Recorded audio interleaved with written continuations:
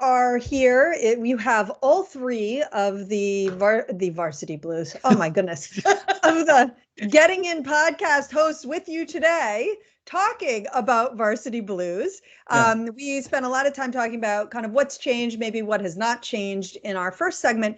But in the second segment, I wanted to get at some key, really, to me, the key piece of what went so awry with Varsity Blues. I mean, one of the things that went so awry, and that is just stepping utterly away from being authentic.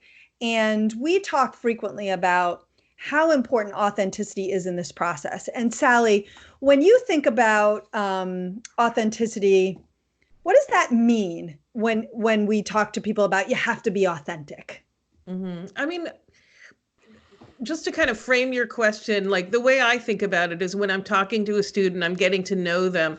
I'm really trying to figure out, I do want them to put their best foot forward, right? So my process is what are these sort of what are the best parts of you? And who are you? Like I really try and spend some time when I'm working with a student trying to get to know them, getting to know the things they care about, the things that they, not just their grades, right? And their activities, but what do they care about? Why are they doing what they're doing? There's a lot of discussion of the why. And it's really interesting because often with students initially they say, I don't know, I just like it. And I'm like, yeah, but that's where we can find out more here. So let's keep talking about it.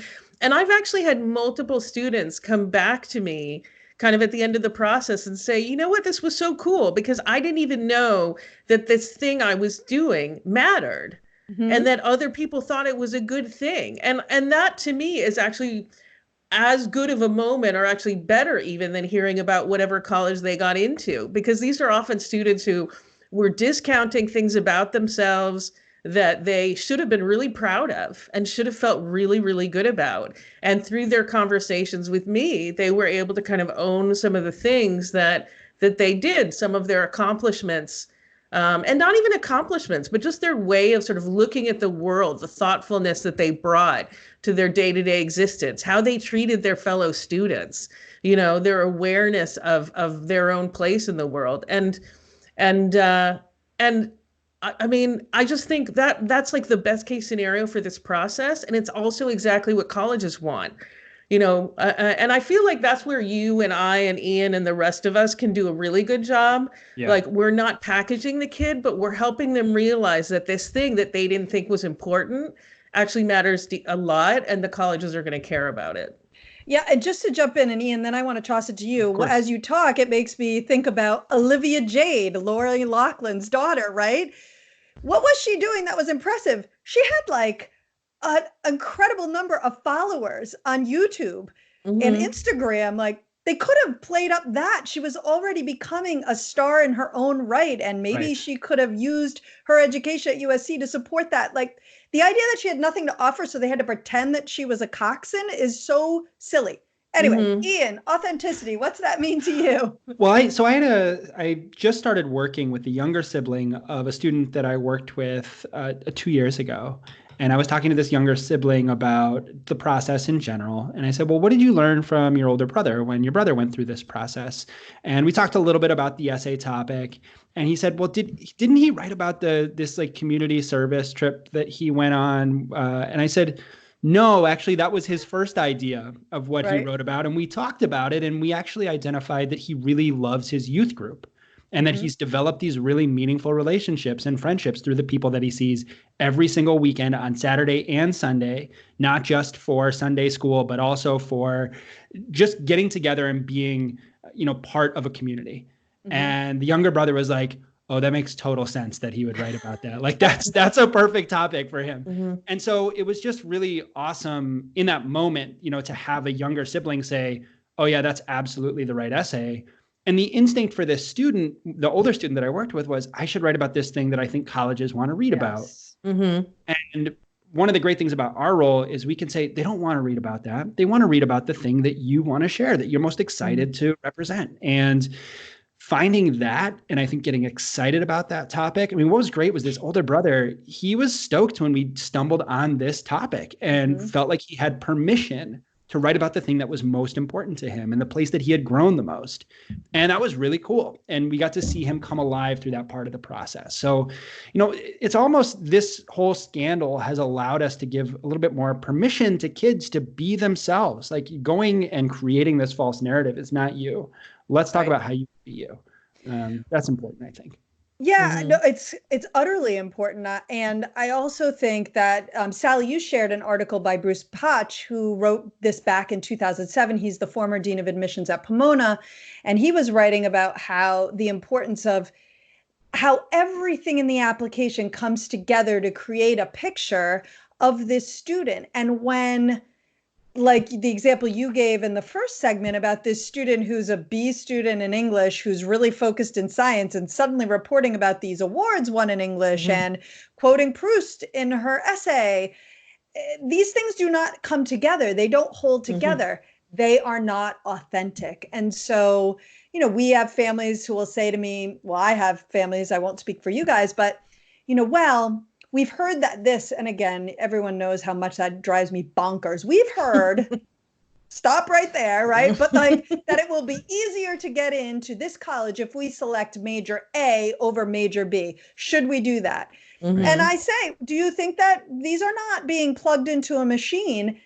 Everything about you is pointed towards major B. Why would you select major A just because you think that it is less fully subscribed? Either that's what you want to study B. Why you don't go in pretending you want A, they are going to see through that. And, Sally, I don't know if you have any thoughts around that idea or just anything related to that kind of gaming. I have that. Yeah, I have that conversation with families all the time. And I'll also say, and furthermore, then your kid might be stuck in that major. I mean, if it's a school where, you have to go into certain departments. I worked with a student whose mother said, well, she might be able to get into UCLA for dance. So maybe we should have her apply for dance. And I said, well, does she want to dance? Dance at UCLA is pretty serious. Yeah. She's like, no. And I said, well, she's going to have to go there and dance then. Right. She's never even talked to me about dance in the college process. So, and I think like another way that this happens too is, I had a student who, she wanted to be a communications major, and her older sister had worked with me, and her older sister had written a really good essay about anti-Semitism in their town. It was like a town that you would sort of never expect it to happen. And there it was. And she wrote a really kind of beautiful essay about it. And so her father emails me and says, well, maybe she can use her sister's essay. They're not applying to she's not applying to any of the same schools. And I said, well, setting aside that would be wrong, setting that aside, your daughter wants to go into communications. So don't you think she wants to feel like her writing is good enough? I mean, I said it a little more gently than that, but I was so appalled. I mean, going back to what Ian said, like, what message are you sending to your daughter, who frankly is a good writer? I mean, I just couldn't. And so he wrote back. It was kind of funny. He wrote, your objection is noted. But I will say that she ended up using her own essay. So maybe he heard it. And I kind of imagine that this girl said, absolutely not, Dad. So. Right. It's interesting. I think that families, even students, can get a little myopic when it comes to the application, and they only really see the components that are directly connected to their process. I got my activities list, I'm writing my essays, and I'm filling out the form. I often forget teacher letters of recommendation and counselor letters of recommendation and the role that those play. Internally at College Coach, we're actually working on some case studies right now with a really great team, and we are creating teacher letters of recommendation to go along with the student identities that we're creating. And it's really interesting because the letters of recommendation have a huge role in how a student comes across. And students never get to really see those letters of recommendation. They're submitted to colleges. They might have a guess about what's included in there, but they don't get to read them. And so there's a consistency that you see in a really strong application between the way that a teacher and a counselor is talking about a student and how the student is self-presenting. And when you have these situations of trying to angle for a strategic approach or writing an essay that doesn't necessarily fit you, those things look really out of place when juxtaposed with a counselor letter of recommendation that doesn't mention any of those things. Right. And so it's a good reminder that there are components of the application that are going to be directly, connected to who you are that you don't get to see, that you can guess what they say, but this is part of the story. And so all you can really do is be yourself and have that consistency be presented that way. Right. And then, for those schools that maybe aren't relying heavily on an essay, on recommendations, maybe they don't require a recommendation, or maybe the essay they only really read if you're on the bubble. And again, this is not a show about that, but because I think what we're really talking about here are the more selective schools. Right. Because I think that's really what Varsity Blues was all about. It was about helping kids leap into a level that perhaps they didn't necessarily had not earned on their own merits. But even then, it could be as simple as you're applying to be a classics major because you've heard that classics is undersubscribed at a particular school, and yet you maybe you took Latin, but you only took it for 2 years. And nothing else about your record would suggest a significant interest in the classics, right? So even if you're applying to places where those checks and balances are a little less prevalent, the reality is you have a record that is either going to support your choices or not support your choices. That's right. And when you start to try and game the system, that is when you lose your authenticity, and that is when your application almost automatically becomes less competitive. For the schools you're applying to. And leads you to worse outcomes. I mean, you could have imagined lying on a dating site about who you are and like your background, and then you end up getting matched with the wrong people. And it's like, who do I keep going out on these dates with? They're not great matches. Well, it's because you're not being yourself, right? So like there's an element of, we talk about match in the college process quite a bit. Putting yourself out there authentically is going to help you find the schools that are good fits for you too. Right. Exactly. Anything else around this authenticity, Sally? I don't know if you have thoughts about, why it would be. And I think when I think about the process, I think about it from 3 different perspectives, right? We have the student who's actually applying, ideally the most important person in the process. You have the admissions office who's going to be receiving the application. Believe it or not the most important part of the process, because you control the process, you decide where you're going to apply. And then you have the parent portion, like perspective on the process. Not unimportant. Parents are generally footing the bill. They, of course, have a vested interest in helping their children be successful and wanting them to be successful wherever they spend the money. But when you think about authenticity from, I think we've talked about it from the student perspective a little bit and the parent perspective. But let's talk a little bit about that student perspective. Why encouraging kids to be more authentic? That's really important. And I wonder, Sally, if you have thoughts about, what you've seen about why that's so important. Well, I think that the first part is sort of what I talked about at the beginning, is letting the students know that who they are is enough. I also think it helps them land at the right institution for them. I mean, you do hear stories about, I don't actually think that the Ivies are the hardest institutions out there in the world. Like, I don't think that Brown is harder than Swarthmore. I think that would be a ridiculous thing to say. But nonetheless, it can happen. Like, I always sort of challenge parents to think about, would your student be better off at a place where they are average, or maybe they're below average? How is that going to make them feel? So that's one of the things to think about as well. Yeah. I really think if the process goes well, they are going to end up, if the process goes as it should, they are going to end up at the place that's right for them. Right. And the only way, like you said, Ian, the only way for you to make sure that you're going to appeal to the schools that are most appealing to you is to present who you really are. But also, I think that's important in the actual process of looking at schools, right? It is. Like, I don't know if either of you have examples of kids who are really excited to go visit a college, and then, I don't know, then somebody else says, why do you want to go to that school? I don't like that school. And then they change their tune about it. Yeah. Well, all the time. Yeah. And I think that raises an important point, right? Because you mentioned 3 different participants in this process. You've got the admission office, the student, and the parent.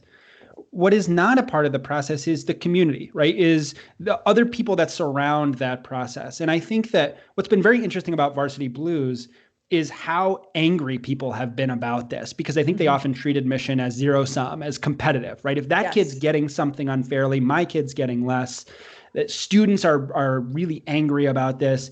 I think that there should be a change in terms of how within communities, schools, cities, towns, groups of friends, we're talking about this process, right? A student's process of applying to college should be their own.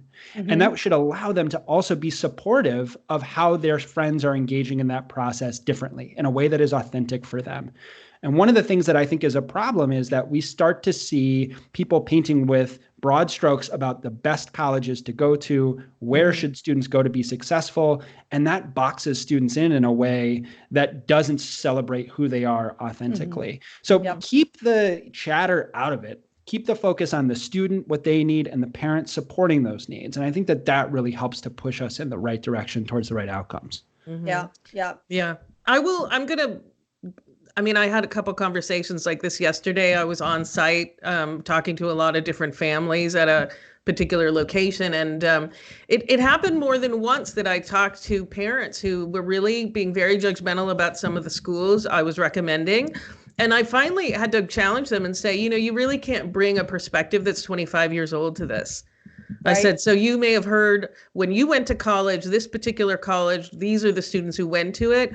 As you yourself have noted, all the schools are more selective. All the schools, there's been this trickle-down effect. That's what's going on at XYZ college that you think might not be a good place for your son, but I'm just telling you to research it. Right. You don't have to take our word for it. You certainly shouldn't take your next door neighbor's word for it. You need to, as a student, you need to be online looking at what's there. And then at the schools that looks like kind of interesting, if you can visit, I realize that is not a possibility for everyone. I totally appreciate that. But, one of the keys to approaching this with an open mind probably is going and seeing something for yourself when possible. And, I'm seeing that in my own. So I have a sophomore. We've done a couple of college visits. Back when I was looking at colleges, these are not colleges that I was looking at, but I think they're really great. And I think they are, most importantly, going to be great for him. And, but maybe not, so he's liked a couple, hasn't liked a couple. That's great. That's why we have visited. And by the way, they've been local visits.